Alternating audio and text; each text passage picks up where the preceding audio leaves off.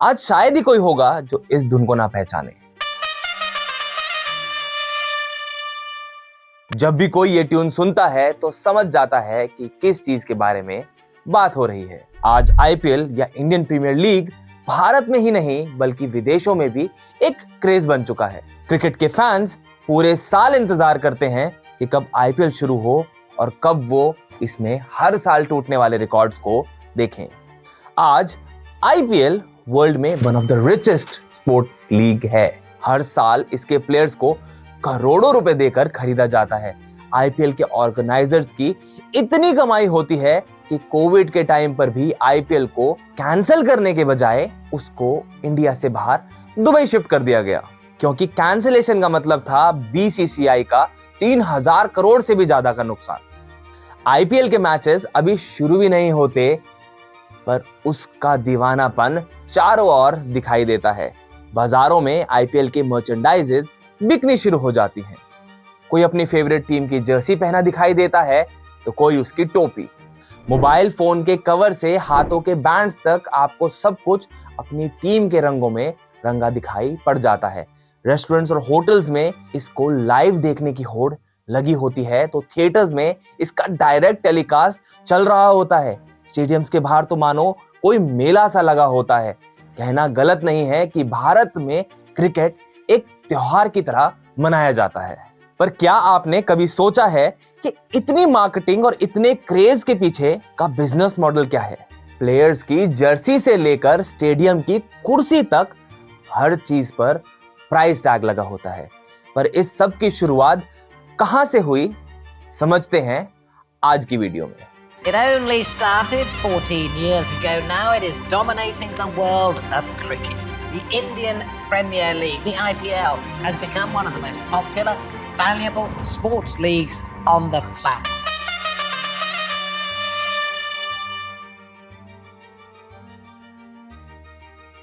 तो इस सब की शुरुआत होती है 2007 में, जब India ICC T20 world cup match जीतता है।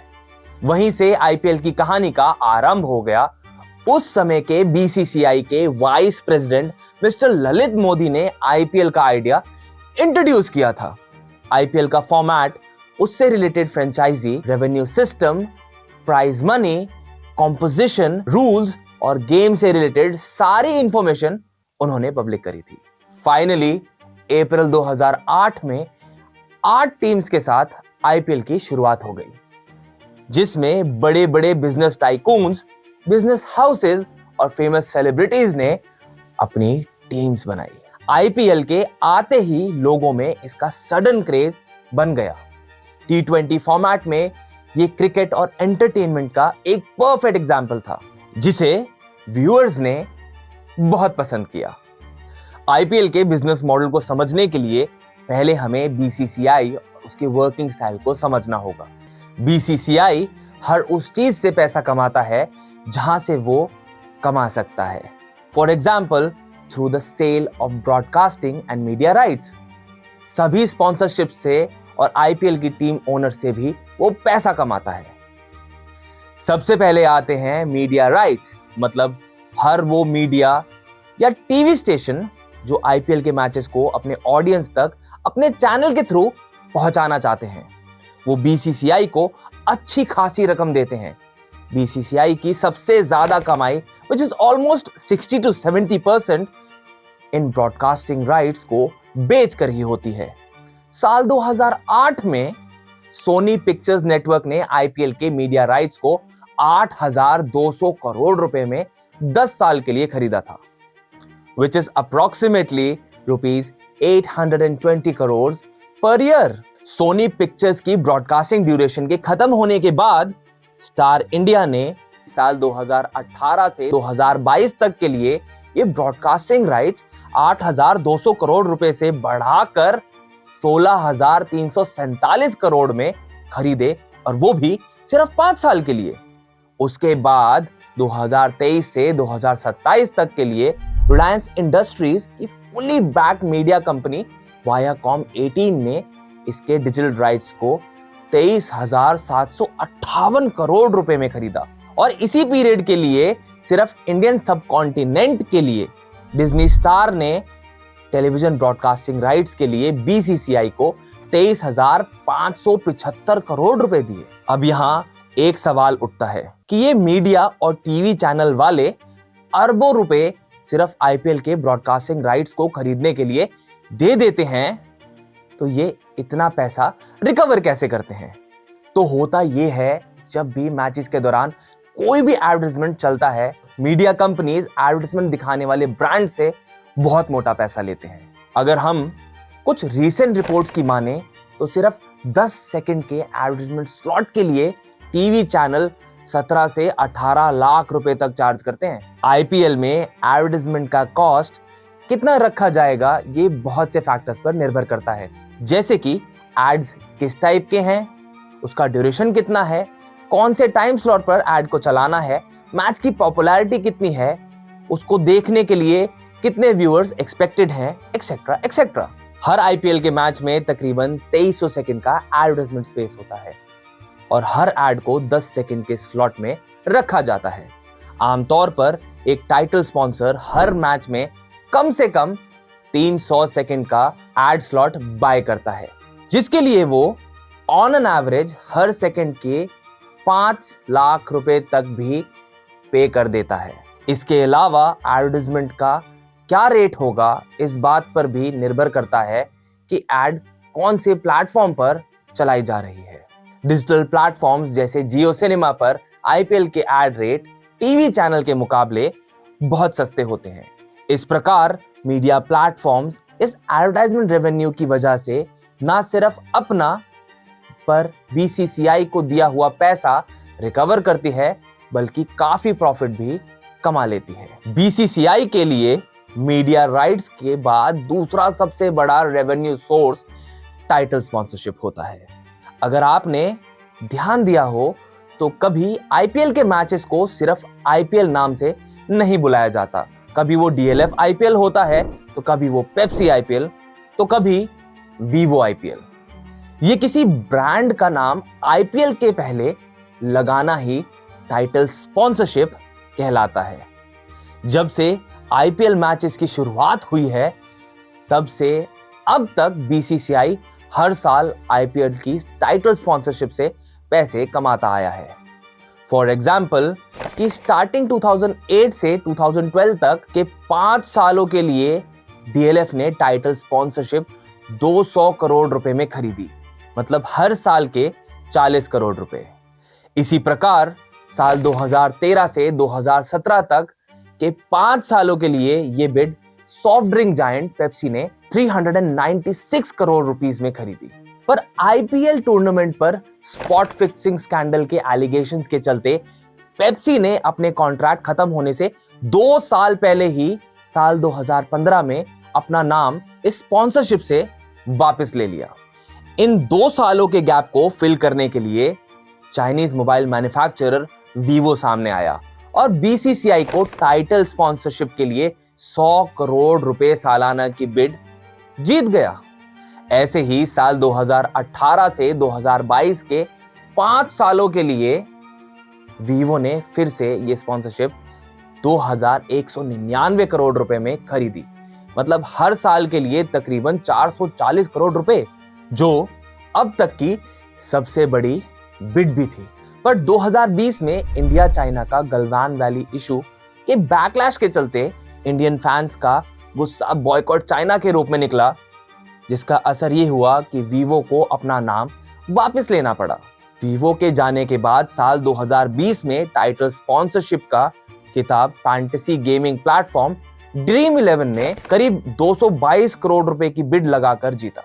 पर 2021 में वीवो ने आईपीएल के मैदान में वापस कदम रखा और बीसीसीआई से ये बिड अपने पुराने रेट 439.8 करोड़ रुपए में वापस ले ली। इसी प्रकार 2022-23 की स्पॉन्सरशिप टाटा ग्रुप ने 335 करोड़ रुपए सालाना के दाम पर बीसीसीआई से खरीद ली और जनवरी 2024 में टाटा ग्रुप ने ये टाइटल 500 करोड़ रुपए सालाना देकर अब तक की हाईएस्ट बिड लगाई और साल 2028 तक के लिए आईपीएल की टाइटल स्पॉन्सरशिप अपने नाम कर ली।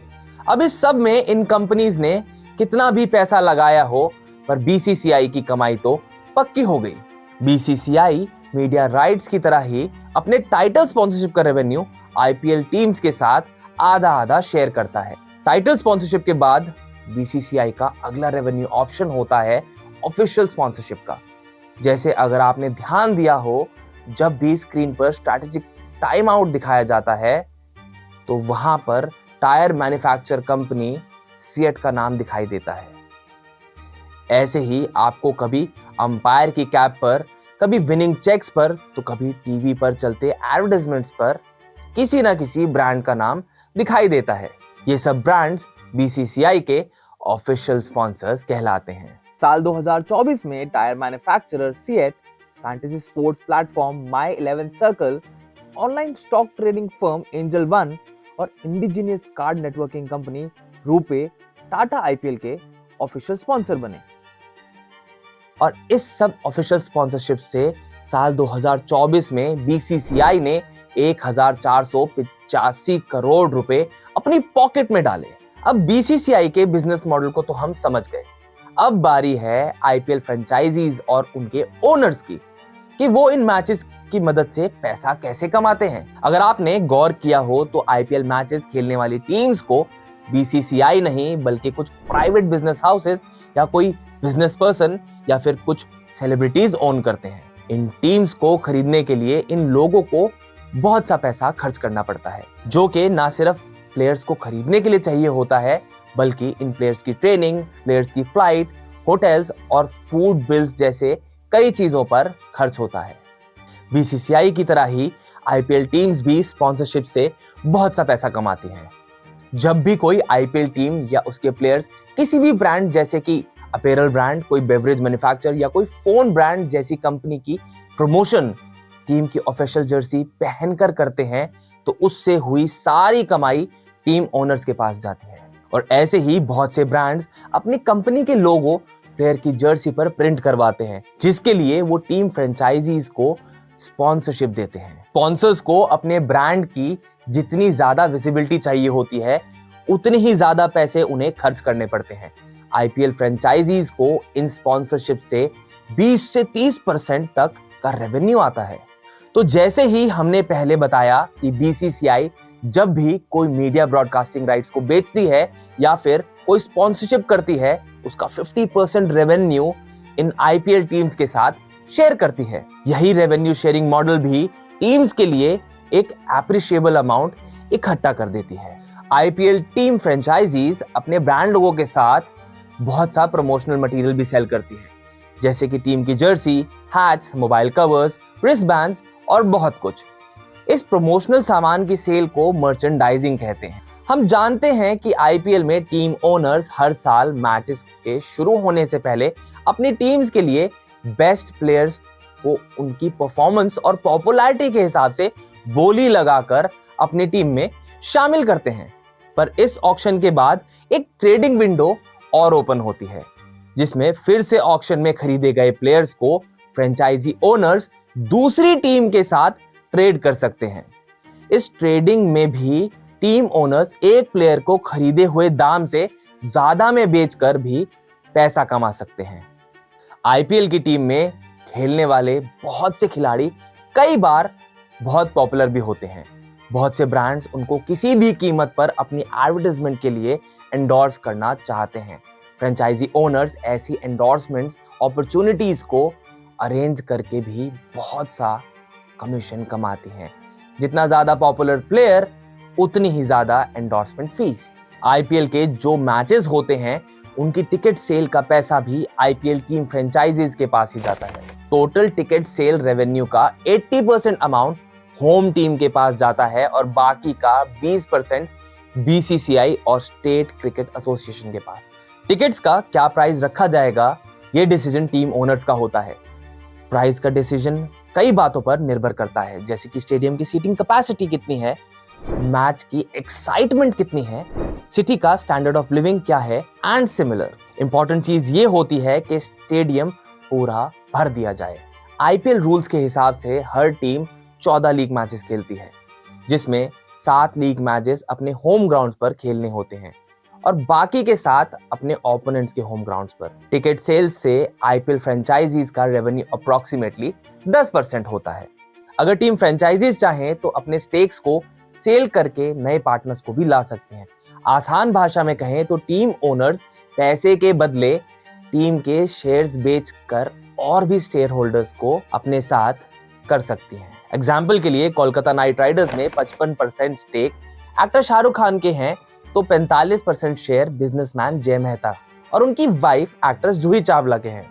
ऐसे ही राजस्थान रॉयल्स में रेडबर्ड कैपिटल पार्टनर्स के 15% स्टेक्स हैं और दिल्ली कैपिटल्स टीम का 50-50% शेयर जीएमआर ग्रुप और जेएसडब्ल्यू ग्रुप के बीच में है। और अंत में एक तरीका जिससे फ्रेंचाइजी ओनर्स अपनी टीम की ओवरऑल फाइनेंशियल वैल्यू बढ़ाते हैं, वो है उसकी ब्रांड वैल्यू को बढ़ाकर। जब भी आईपीएल टीम जीतती है या उसके प्लेयर्स शानदार परफॉर्मेंस देते हैं, तब उस टीम पर ऑडियंस का भरोसा बढ़ जाता है। ऐसा होने पर टीम के मैचेस की व्यूअरशिप भी बढ़ती है। स्पॉन्सर्स भी ऐसी टीम पर ज्यादा पैसा लगाने को तैयार हो जाते हैं, जो लॉन्ग टर्म में फ्रेंचाइजी ओनर्स को फायदा पहुंचाता है। टीम की ब्रांड वैल्यू तब भी बढ़ती है जब कोई अच्छा प्लेयर टीम को ज्वाइन करता है या कोई सेलिब्रिटी उस टीम का ओनर बन जाता है, क्योंकि उनकी फैन फॉलोइंग भी टीम को बहुत सपोर्ट करती है। आईपीएल टूर्नामेंट जीतने वाली टीम प्राइज मनी लेकर जाती है। साल 2023 में ये अमाउंट 20 करोड़ रुपए था। इसके अलावा रनर्स अप टीम 13 करोड़ रुपए, क्वालिफायर टीम 7 करोड़ रुपए और एलिमिनेटर टीम 6.5 करोड़ रुपए घर लेकर गई। आखिर में प्लेयर्स को भी आईपीएल से बहुत सा प्रॉफिट होता है। अपने ऑक्शन अमाउंट और सैलरी के अलावा वो अपनी और अपनी टीम की काबिलियत के अनुसार और भी बहुत कुछ घर लेकर जाते हैं। इसके ऊपर प्लेयर की अपनी परफॉर्मेंस के हिसाब से बहुत से कैश रिवॉर्ड्स भी जीत सकते हैं, जैसे orange cap, purple cap, emerging player, man of the match, most valued player, super striker, etcetera etcetera. अब अगर हम इन सभी बातों का निचोड़ निकालें तो एक बात पक्की है कि आईपीएल का बिजनेस मॉडल बहुत ही यूनिक है। इसमें जो भी शामिल है, हर कोई कुछ ना कुछ लेकर निकलता है, चाहे वो बीसीसीआई हो या टीम के ओनर्स, प्लेयर्स हो या फिर मीडिया कंपनीज, हर कोई यहां प्रॉफिट कमाता है। ब्रांड्स अगर एडवर्टाइजमेंट पर खर्चा करती हैं तो उस मार्केटिंग के बदले प्रॉफिट्स कमाती हैं और अल्टीमेटली व्यूअर्स को मिलता है अनलिमिटेड एंटरटेनमेंट का स्ट्रॉन्ग डोज। और यही नहीं, आईपीएल की वजह से बहुत सा इनडायरेक्ट एम्प्लॉयमेंट भी जनरेट होता है। मैच के दिन ऑडियंस को उनके घर से स्टेडियम ले जाने वाले ऑटो रिक्शा से आईपीएल की जर्सी को बाजार में बेचने वाले तक, सब ने आईपीएल के कारण मुनाफा कमाया है। आईपीएल का फोकस ना सिर्फ मार्केटिंग पर रहा, पर उसने क्रिकेट को न्यू ऑडियंस भी दी है। और इतनी व्यूअरशिप का ही कमाल है कि इस गंगा में जिसने भी हाथ धोए उसकी चांदी ही चांदी हुई है। और ये सब इस बात को साबित करता है कि अगर तरीके से प्लान किया जाए तो स्पोर्ट्स और बिजनेस एक साथ चल सकते हैं। तो अगर आपको हमारी वीडियो पसंद आई हो तो हमारी वीडियो को लाइक करें, शेयर करें और हमारे चैनल को सब्सक्राइब करें। तो आज की वीडियो के लिए इतना ही, फिर मिलेंगे एक नई वीडियो के साथ। Thanks for watching the video and see you in the next video.